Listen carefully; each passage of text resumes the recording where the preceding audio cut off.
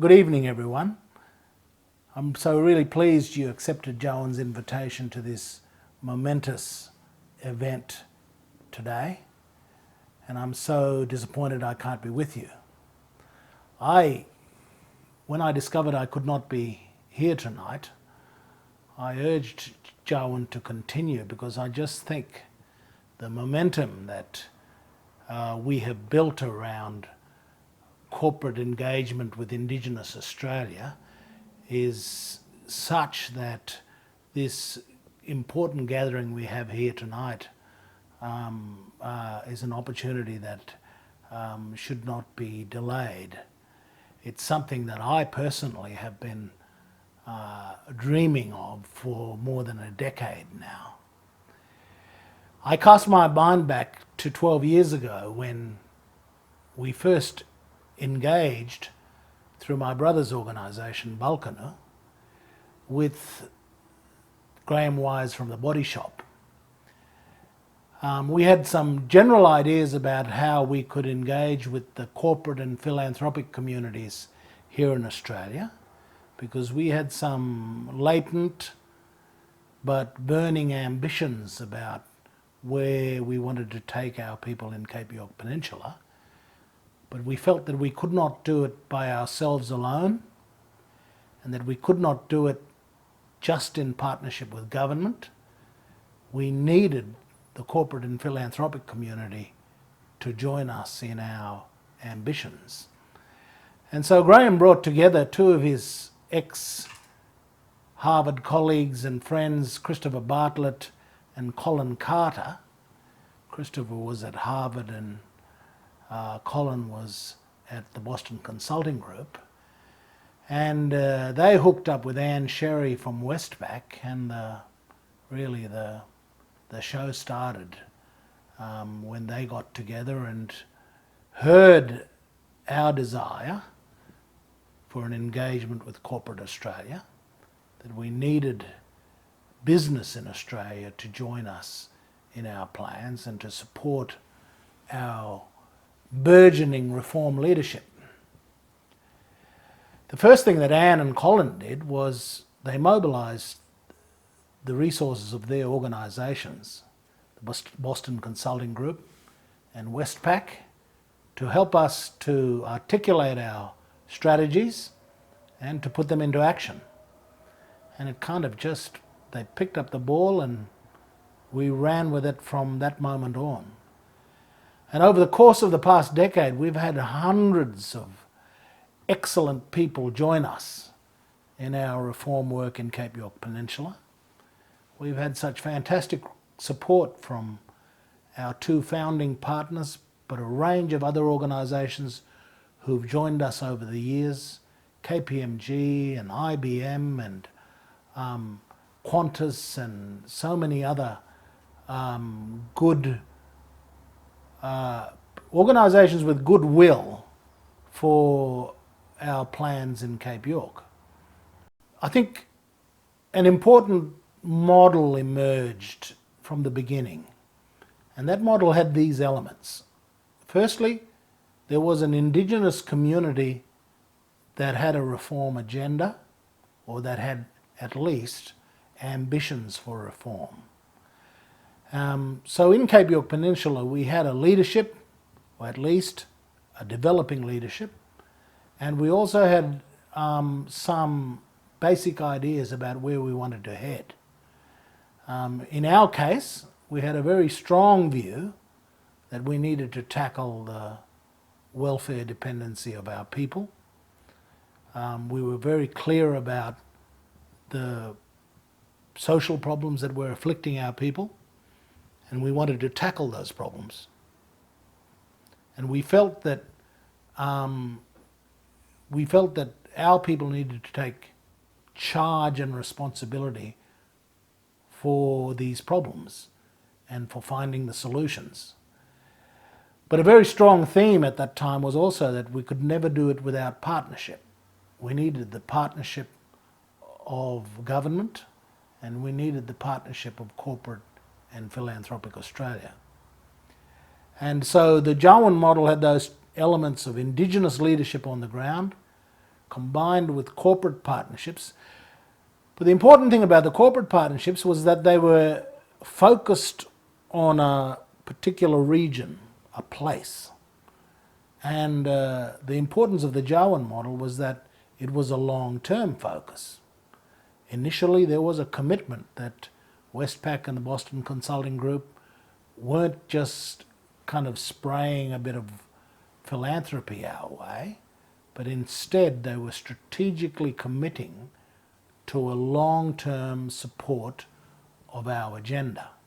It became clear to me very early on that this was going to be a new model for business community engagement in Indigenous affairs. There was a commitment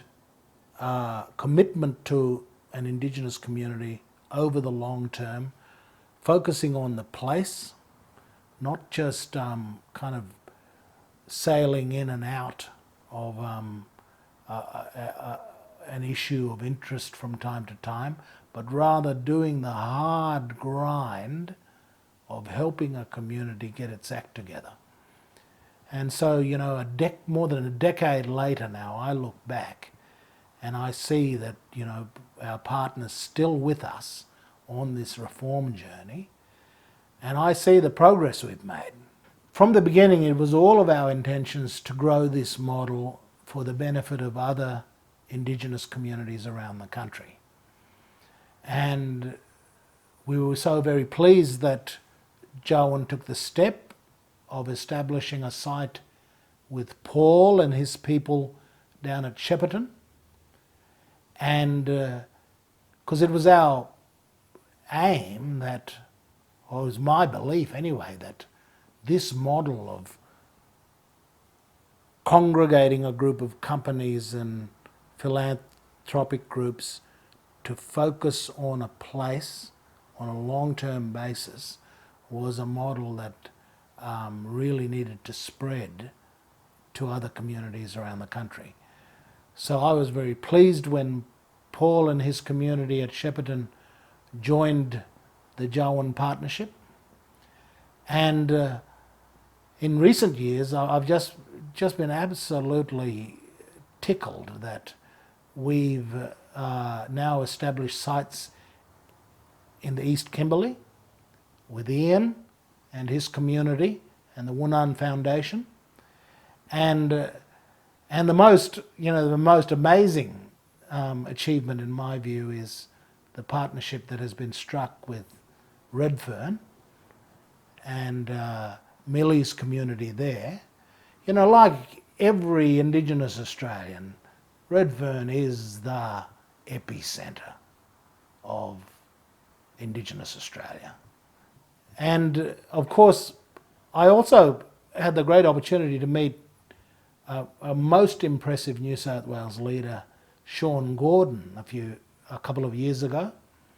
I know Sean's family. I've met, they've long been involved in Indigenous political leadership in New South Wales. But what impressed me about Sean and his land council on the north coast of New South Wales was the extraordinary attention that he displayed in relation to the governance of his local land council and the very ambitious economic development plans. In fact, his plans for economic development are much more advanced than ours in Cape York Peninsula. And that's the thing about these partnerships. In different areas, such as over in the Kimberley with Ian, and with Sean's work and the real opportunities they have with the Darkinjung Land Council, is that we in fact have a lot to learn from them.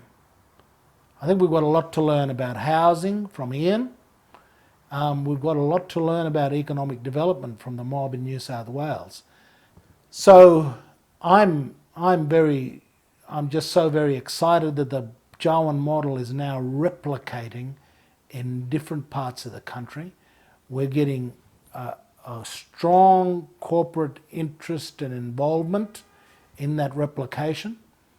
I'm hoping that another site that, again, I have urged Jawun to seriously engage with is East Arnhem Land.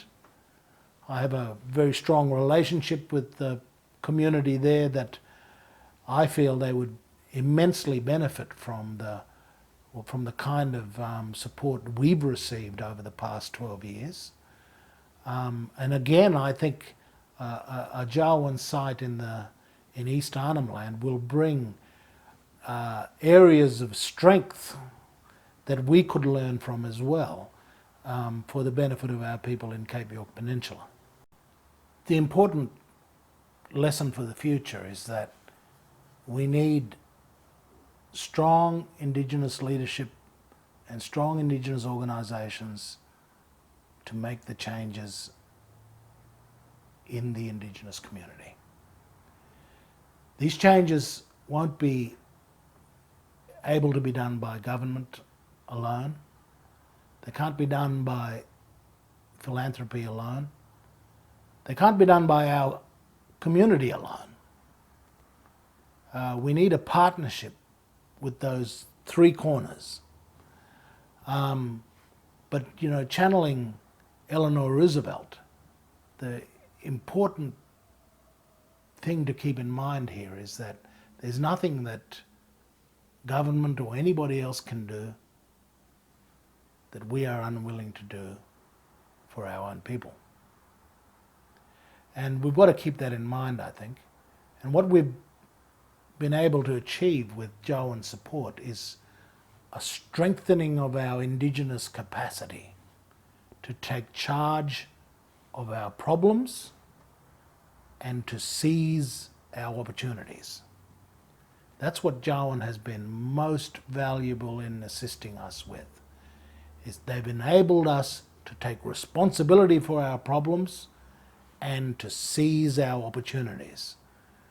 And I think that this model of tackling the predicaments and the opportunities facing Indigenous Australians is ultimately the way in which we're going to get the kind of change in the circumstances of Indigenous Australians that all Australians yearn for. I'm convinced that the Jawun model is an important national model. It really is important to us in Cape York Peninsula that we have a national movement of reform, a linkage across different parts of the country, and that we have this kind of scale that Jawun is currently heading towards. I mean, we won't succeed in Cape York Peninsula if our reform agenda is limited to Cape York Peninsula. I'm convinced of that. We will only achieve the destination that we want for our mob in Cape York if we are working in a network with reform efforts in the Kimberley, in East Arnhem Land, in the north coast of New South Wales, down on the Murray, and in the centre of Sydney, and hopefully in other sites around the country in the future. It is absolutely my conviction that unless we develop that kind of scale and we develop a reform movement that is connected around the country, we won't succeed with our own local plans. And I'm just so pleased with the progress we've made in the past decade. And I want to enjoin everyone from the business community here tonight and from government here tonight. I want to enjoin you in the vision that this network is definitely emerging. This network for reform is definitely emerging. The model is right. We have a growing Indigenous leadership around this, and it is the formula for eventual success, in my view. We're going to develop the social and cultural capital of our people, and we're going to build on the strengths that we have as a people, and we're also going to develop the economic capital and create the circumstance where mendicancy on the part of our people is not our destiny. In fact, we're going to take a fair place in this our own country, a fair place in the economy, a fair place in this very privileged country, and we're going to make a fair contribution to this country. We already are in so many areas, but the loss of the indigenous talent and potential that we've seen over too many decades now is something that we're determined to turn around. And I really want to commend the Jawun model as the best model for government, business and philanthropic engagement with indigenous communities in charting a reform future. So friends, I really hope you enjoy this evening. My colleagues from our participating Jawun sites around the country will be able to talk with you in greater detail about our reform agenda. I'm again so pleased that you've also positively responded to Jawun's invitation here to attend tonight, and I so regret not being with you, but I wish you all the best.